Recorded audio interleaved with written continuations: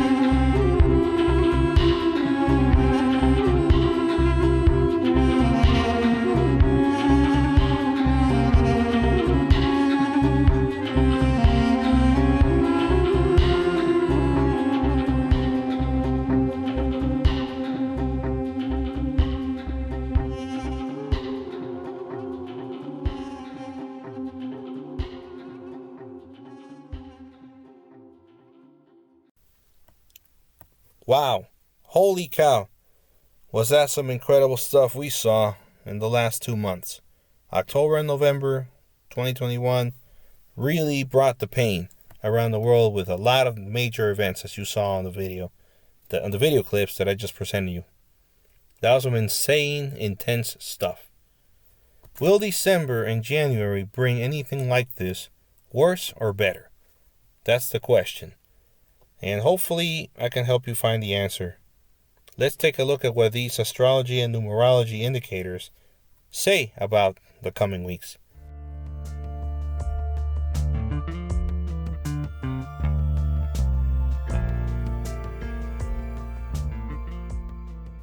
We begin looking at December 2021. Take a look at this chart. This is what I call the astronumerology chart. It shows everything combined in a graph format.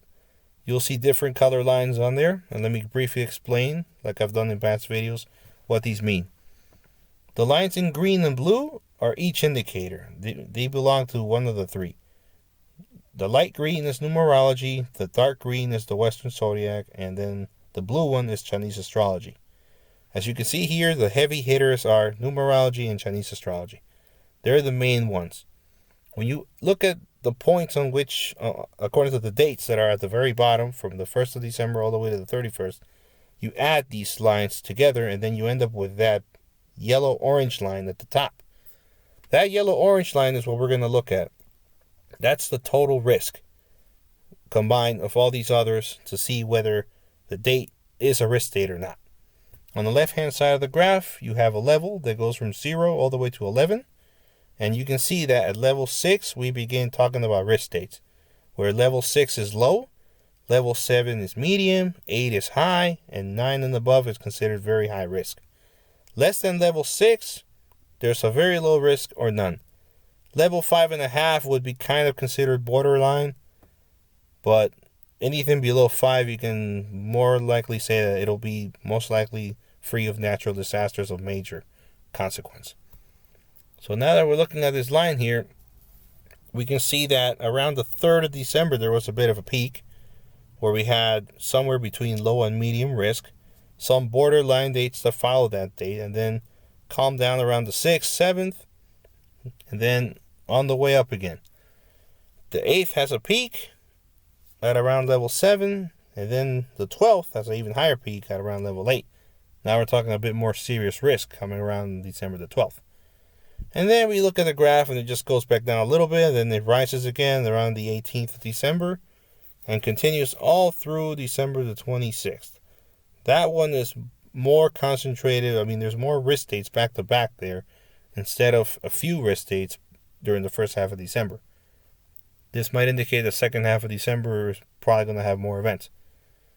So, just like in the past video, we're going to transform this graph and actually plot it on a calendar to make the risk dates much more easy to see. Make a mental picture of this graph that you're seeing before you and watch it become this.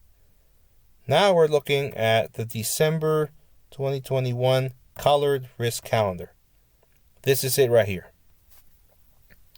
At the bottom, we got the date color legend showing the different colors and what these colors mean for the dates. So basically, the yellow-orange line in the other graph versus the levels on the other graph indicate the colors on this chart. And there you can see that on the 3rd, we reached level 6.5. On the 8th, we're at yellow, which is a level 7 of medium, followed by a bit of calm. And then on the 12th, we hit again the orange for level 8 and so on. This is basically plotting the information from that other numerology and astrological graph into this calendar. And now looking at the calendar, we can actually make better guesses on where and when and what could actually take place. So December 2021, we're entering the winter season in the northern hemisphere, summer season in the southern hemisphere. The length of the risk periods, which are individual risk dates that are either grouped or by themselves, can help us understand what kind of events might occur as well, because it gives a clue onto their duration. For example, December 2nd and 3rd, it was just 2 days. So something more short duration would be likely around that time. The 8th of December would be a very sudden event, most likely, because it's the only risk day there. The 12th and the 13th is in a similar situation with only 2 risk days, and the 12th is the more powerful one. But then you have the 18th all the way through the 25th. That's like a risk period. And that's a much longer duration period. And now we could be talking about longer duration events, like weather events of major consequence, including floods, or perhaps a very powerful series of winter storms in the northern hemisphere. That kind of stuff.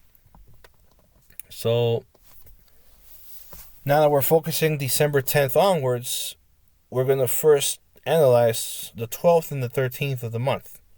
What could December 12th and 13th have in store for the world?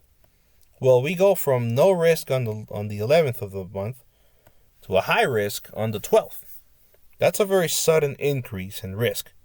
And when we see this kind of, happening, it makes it more likely that we could see a sudden natural disaster on that date, which is the 12th. The 13th has a little bit of risk as well, so we have to include the 13th as part of that period. So it's December 12th through the 13th. 2 days back to back. When you have a situation like this with 2 risk dates, the most likely events we're looking at is either an earthquake, possibly a volcanic eruption, and also severe weather, including tornadoes, which might happen during a couple days versus several days. That's what I would say would be the riskiest thing around the 12th and the 13th. In first place, probably an earthquake event or a volcanic nature event. In second place, probably some short duration severe weather event, such as tornadoes or possibly a flash flood of some sort. After this, we got some calm, hopefully, from the 14th to the 17th. And now we hit that long risk period from the 18th all the way through the 25th. So for this following period, my best estimate would be there will be a major weather event taking place from December 18th all the way through December 25th, leading up to Christmas. It would not surprise me to see a major winter storm happen in the week leading up to Christmas, including Christmas Day itself. So yeah, active weather. This may include also severe weather, probably a series of tornadoes or flooding events or major storms in general in the northern hemisphere with possible winter conditions, blizzards, winter storms, that kind of thing, especially for a period that's 8 days long. Now, another possibility could be a major flooding event that lasts that many days, probably as a result of a major storm somewhere, probably of winter origin in the northern hemisphere, or a major summer storm or early summer storm in the southern hemisphere. We have to start talking about the possibility of tropical cyclones in the southern hemisphere, especially around Australia and Madagascar. So it might be a good idea to keep an eye on the tropics in the southern hemisphere in the week leading up to Christmas. There could be a cyclone effect in Australia, for example. If something forms around that time over there, I would keep an eye on it, if I were you, down under. Aside from weather disasters, there's also the chance of earthquakes always present, but during a long risk period like this, the most likely dates would be the very beginning and the very ending of the period. So December 18th, possibly the 19th, would be a risky time for earthquakes around the world. And then, towards the end of the period, 24th, 25th, we could also be talking about a potential earthquake event of major magnitude happening then. The theory is because we go from a period of low risk to a period of high risk, there's a change there. Like from the 17th to the 18th, there's a bit of a change. That change sometimes triggers sudden events. Same thing on the 24th, 25th, where we're at level 8, and we downshift to no level on the 26th. So we go from high to low, and that downshift sometimes can also bring events. But then there's also the wild card of the intensity of the dates. For example, the 22nd is also a fairly intense date within that period. So that's like another little peak in there. So from the 21st to the 22nd, there's also a significant change from medium risk to high risk, making it likely that on the 22nd we could also see a sudden natural disaster like an earthquake, for example. And these same dates are fair game for volcanic eruptions. As you've seen, volcanoes have been really going nuts around the world these past few weeks, so If this was to continue, I would definitely say watch out for volcanic eruptions around the 18th of December, around the 22nd of December, and around Christmas Day, the 25th. So I believe that particular week, from the 18th through the 25th of December, is going to be the most eventful week of the entire month. And it's the only week that I would really say has a potential for making December a more active month than normal. But if for some reason nothing really major happens during that week, December might actually end up being average or maybe even below average as far as natural disasters around the world. So that is the good news. There's really not that many risk dates, or risk periods rather, and there's also no red dates. So there's high risk but not very high. But overall, I would say be careful with the 12th of December, and then also be careful with that week from the 18th all the way through the 25th. Those two risk periods, December 12th through the 13th and December 18th through the 25th, are most likely to have the majority of December's significant natural disasters. So yep, that's December, basically, according to these indicators. Not necessarily good news, but also not necessarily bad news. And if you ask me, this month's calendar looks a lot less colorful than November's. So at least compared to November and October, December 2021 might actually be somewhat better. Now, that's enough for December. Regarding this, let's go ahead and take a look and see what January 2022 is looking like. Will the new year usher a new pattern? Here we go. Let's take a look. Alright guys, so I really took my time with December, just trying to show you guys how I analyzed the month. Now let's take a look at January, and I'm going to try to be a little quicker, even though this month is looking much different than December.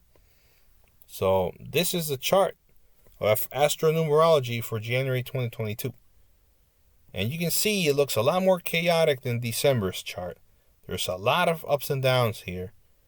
And there's several moments in which the yellow-orange line climbs above the level 6. So ladies and gentlemen, January 2022 features many more risk periods than December 2021. And now let's put all this information onto an actual calendar for you to look at. So we go from the squiggly yellow-orange line to this. This is what January 2022 is looking like on the calendar. And right off the bat, I gotta tell you that there's a lot of separate risk periods here. It's very different than December in the sense where we don't really have that many days that are back-to-back risk days. Like how December 18th through the 25th was one whole risk period. It's important to mention what a risk period is versus a risk date.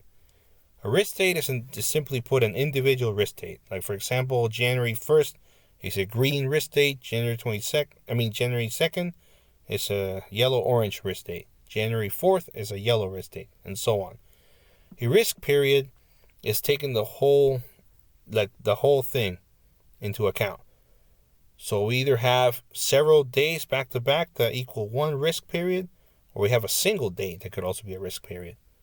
In December's case, December 18th through the 25th was looked at as one risk period. So when making a prediction for that risk period, the length of the period helps us kind of figure out what could happen during that time frame. And of course, when there's many days back to back, it makes it likely to see an event that takes many days to manifest. Like for example, major severe winter storms and stuff like that, or flooding events. But in January's case, we have a lot of short duration risk dates. And that means short duration risk periods. For example, here, January 1st and 2nd is one risk period. January 4th is another risk period. We can't make a prediction for January 1st and 2nd and the 4th in the same go. So that also opens the possibility for more events to happen since there's more individual risk periods on this chart. So I'm going to try my best at this, but I'll tell you real quick right off the bat, this month looks like a really favorable month for sudden natural disasters because there's a lot of short duration risk periods that are also fairly intense. Beginning with January 1st to the 2nd, this 2-day risk period favors sudden natural disasters because of its short duration, especially on January 2nd because it's the strongest of those two dates. Now, both dates do have a medium-high risk for a disaster because the 2nd and the 1st we're looking at it as a one risk period. But in reality, the 2nd is the date that has the best chance of having an event. Most likely, we're looking at a potential major earthquake on January 2nd. Maybe the 1st, but most likely the 2nd. Or possibly a significant volcanic eruption yet again. Another possibility is a sudden natural disaster related to the weather, such as a tornado or a flash flood, or even a mudslide. After this, we go to January the 4th. January 4th is by itself, so it's actually also its own risk period. A single day risk period. What does that mean? Right off the bat, something that can happen only on the 4th. In this case, a sudden natural disaster, most likely an earthquake, a landslide, or possibly a tornado if it's weather event, or a flash flood. So similar to January 1st and 2nd, but with even shorter duration. In reality, it's a really, really good earthquake day. January 6th and 7th is the next period coming up. Those two dates are similar to the 1st and the 2nd of January, but in this case, the 6th would have a better chance of having an event. But since it's a 2-day risk period, the risk carries over to the 7th as well, and both days are part of a medium risk period. We could be talking about another possible strong earthquake around the 6th of January, or a short duration weather event like a tornado outbreak on the 6th and 7th. There's also the possibility for a tropical cyclone in the southern hemisphere that could cause impacts during those 2 days as well. But that's more of a lower risk because it's really short risk period here. Anyways, 2 days is not that long of a time. We go forward and now we have January the 9th, which is exactly the same as January the 4th. Another single day risk period that could favor a major sudden natural event like an earthquake or a landslide. So level 7, so it's fairly strong, so anything that happens does have the chance of having medium impacts. Alright, so after the 9th of January, now we have this date coming up, which is the 11th. Now, there's some blue dates there you see there, and I'm going to be real brief about what those are. Those are called grace periods, which are basically days that don't get to level 6. So they actually should be risk-free days, but with the difference that they are either right next door to a very powerful single risk date or sandwiched between two powerful risk periods of longer duration. This happens because as the change in energy goes from low risk to high risk, if the high risk days are high enough, the climb up towards that high risk date involves part of the day before. So in the case of the 12th, that's kind of like what happened. But before I leave the 11th on the side, the 11th is a low medium risk date that's by itself. A very probable date for another sudden event like a landslide or an earthquake, something like that. But now the 13th is a much more powerful version of this 11th. It's stronger than the 9th as well. It's a 7.5 on the level, so medium high. Medium high is where we start considering these dates powerful, like really powerful. And when you have a powerful risk day like that, it can affect the day before and the day after. So from the 12th, we go from basically below level 6 to 7.5 the day after. So on the climb up towards that 13th, which on the graph would show you the line crossing the level 6 line, that climb involves part of the 12th. And the same thing happens from when the 13th downshifts into the 14th.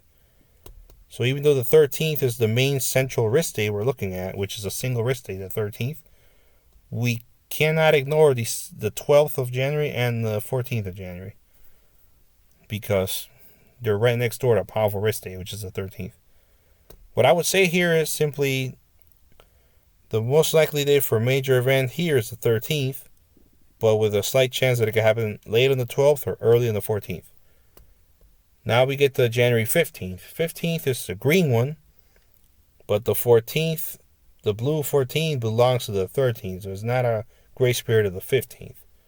So the 15th is really by itself. That's another similar date to like January 11th. So we're talking about potentially a low, medium impact, sudden natural disaster. Probably a strong earthquake, most likely closer to magnitude 6. Or maybe a sudden natural disaster related to weather, like a flash flood or a mudslide. Now that we go past this, we get to January 17th and 18th, which are actually, they make up the strongest risk period of the whole month, because the 18th reaches level 9. Both days are good, fair game dates for major natural disaster, most likely of sudden nature, because this is only a 2-day risk period, and also because we go from a very high level 9 on the 18th to no risk level on the 19th. That major downshift could also result in a major earthquake on the 18th.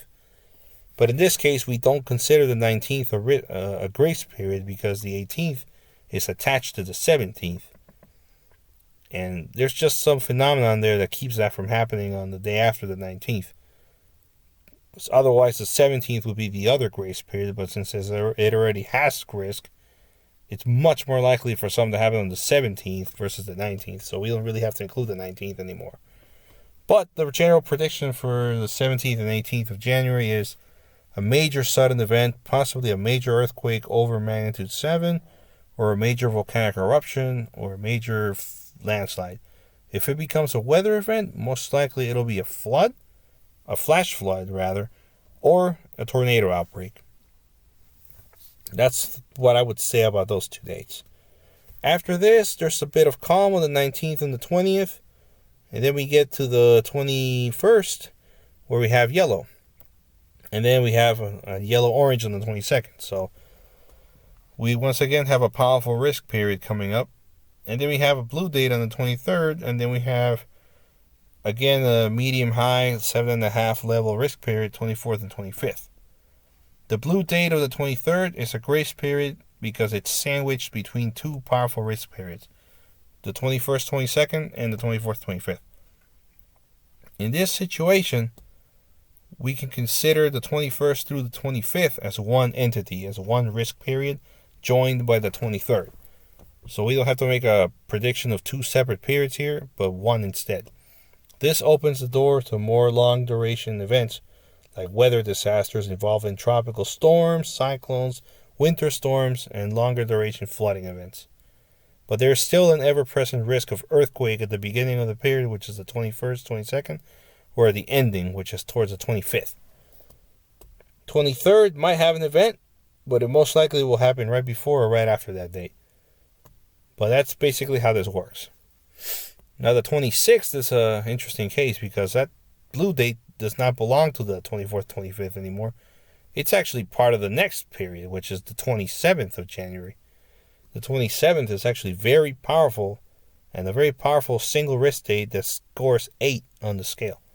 So it's a high risk date and a high risk period at the same time. Because of this, it's similar to what happens on January the 13th. It energizes the day before and the day after. So the prediction would be major natural disaster is possible, or most likely, on the 27th.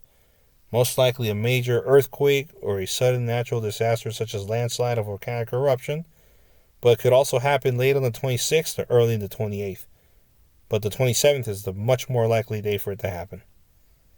And then, to cap the month off, the 31st, it's a yellow date, which actually carries over into early February. So it's the beginning of a longer risk period, I believe. But the prediction for the 31st, since it's the beginning of that period, would also involve potential sudden natural disaster like an earthquake or a landslide. So that's January in a nutshell, guys. I tried to keep it short, but with all these dates here and all these individual risk periods, it's actually really tricky to do so. This month is definitely much more dangerous looking than December, in my opinion. So hopefully December 2021 will be nicer and calmer than what we have seen, because January 2022 might actually put us back on track into having a really crazy roller coaster ride of a month, with a lot of significant natural disasters or sudden events taking place. Hopefully I'm wrong, and hopefully most of these states you see here don't do anything. In the most optimistic point of view, since natural disaster risk is that. It's a risk and it's not a certainty. If we're lucky, most of these medium and low risk states will have just that. Low risk and medium that does not fulfill. Hopefully meaning events that do happen don't really cause much damage or are weaker than expected. And then that just leaves us with those powerful dates in the middle and the later part of the month. And if we're lucky, hopefully we miss the prediction for the 18th and that date passes without much consequence. We get lucky on that flip of the coin. And again on the 25th and 27th, for example. So this doesn't mean that it's going to be a completely terrible month. We might actually luck out. And I would say on the most optimistic side, January 2022 might be more towards average for natural disasters around the world. But on the other side of the scale, if things go wrong, January 2022 could actually end up being a very active and destructive month for the world.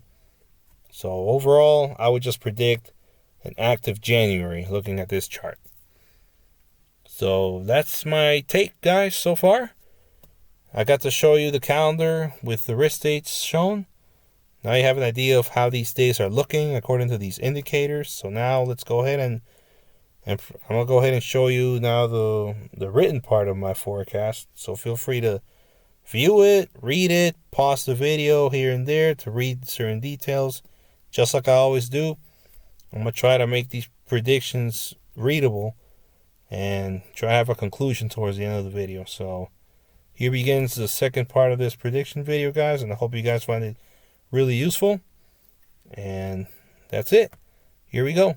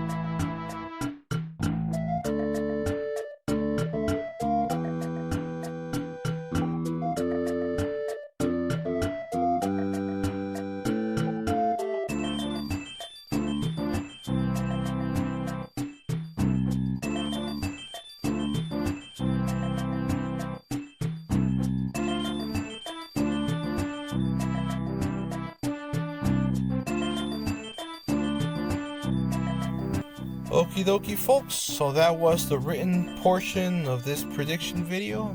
Once again, I hope you found it useful. As you saw, there's a lot to cover for December and January. Hopefully these months will not be as active or crazy as October and November were, but I really can't promise that, especially looking at how late December and most of January is looking. There's a lot of opportunities for significant natural disasters to take place with so many individual risk periods. It's really a chance thing. It's a thing of chance where there's just several chances for something to happen, especially in January. Let's just hope that chance is on our side and most of those chance dates don't come true. So aside from that, just keep an eye on those world earthquake zones that are highlighted in one of those maps. It's basically just looking at the last several months of earthquake activity and where future earthquakes are possible to occur on those exact risk dates that I mentioned there. And also keep an eye on the weather. If anything starts developing as these risk dates are approaching and looks like it might threaten your neck of the woods, I would say pay attention just in case it becomes an event. For example, if you live, let's say, in New York City around Christmas time, and then for some reason they're starting to forecast a winter storm is going to be affecting around Christmas and it's a week away, I would pay attention to that. It most likely will become true because of the way the dates are looking. Same thing goes for January. If any severe weather is expected on any of those days, I would pay attention. Just be safe, keep an eye out, be aware, but also be optimistic, hope for the best, and prepare for the worst. That's all I can say. With luck, these 2 months coming up will be better than the last 2 months that the world has seen. With luck. I can't promise anything, but hopefully things will be a little bit better overall. So that's it, guys. Thanks for viewing this forecast video. And I'll try to have another one for you for February and March 2022. Take care, y'all, and have some happy holidays and a happy new year. Goodbye.